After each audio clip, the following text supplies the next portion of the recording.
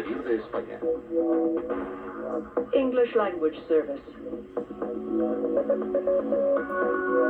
Greetings from Madrid and welcome to the English language broadcast of Spanish National Radio. Today's broadcast coincides with the National Day of Spain, and we visit the Corral de la Morería, the oldest tabla of flamenco in Spain. There we talk to Armando del Rey, the co-owner of the establishment, about tablaos, flamenco, and its Spanish roots. If I travel to Portugal, I want to see fado. If I travel to Argentina, I want to see tangos. And flamenco is amazing. It's a mix of cultures, all that have the invasions in Spain, and that mix makes something really this rich, and this enjoyable. The Corral is even putting on a show in Plaza Mayor in Madrid for the National Day of Spain's festivities on Thursday, the 12th of October. But first, the news.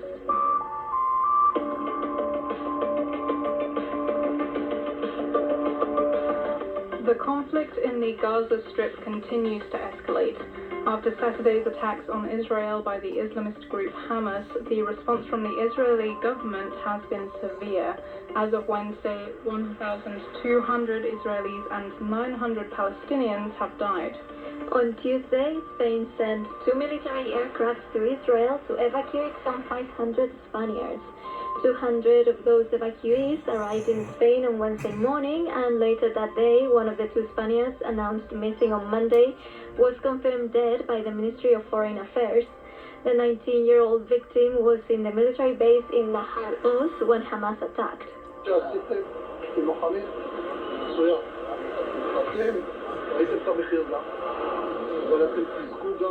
Israel's Minister of Defense, Yoav Gallant, said everyone fighting against Israel will be killed using all means necessary, calling for the beginning of a total offense. The European Union and the UN have advised against some of the tactics being used against civilians, which could be against international law. Josep Borrell, High Representative for Foreign Affairs. Some of the actions, and the United Nations has already said that, as cutting water, cutting electricity, cutting food to a mass of civilian people is against international law. So yes, there are some actions that are not in accordance with international law. After some European leaders asked for the suspension of all aid to Palestine, the European Commission released a statement announcing that there will not be a suspension of payments, but they will launch a review of EU's assistance to ensure it does not fund any terrorist organizations. The Spanish government's position was still unclear on Wednesday, but some members of the left-wing coalition government are already taking sides. Ione Belarra, Minister of Social Rights, said that the Israeli occupation and apartheid needs to end for once and for all. Que termine de una vez por todas la ocupación israelí y el apartheid al que Israel está sometiendo desde hace tantísimo tiempo al pueblo palestino. Meanwhile, Minister of Defense Margarita Robles said the Palestinian cause is the Palestinian cause, and terrorism, in this case caused by Hamas, is unforgivable. La causa palestina es la causa palestina, y el terrorismo, en este caso perpetrado por Hamas, es absolutamente condenado. Opposition parties are asking for a statement from Acting Prime Minister Pedro Sánchez and Minister of Foreign Affairs José Manuel Álvarez to clarify the Spanish government's official position. Madrid's regional minister and member of the People's Party, Isabel Díaz Ayuso, posted on social network X, previously known as Twitter, 40 decapitated babies, and the government is maintaining equidistance between the terrorists and the victims. She was referencing the reports about 40 Israeli babies which were allegedly decapitated by Hamas, information which was later refuted by Israel.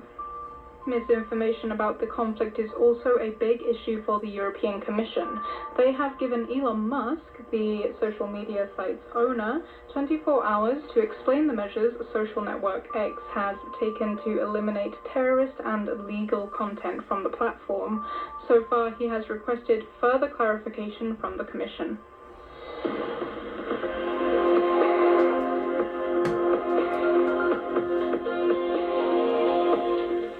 In Spain, a fire in a residential building in the city of Vigo, in the northwest of Spain, killed 4 people and injured 9.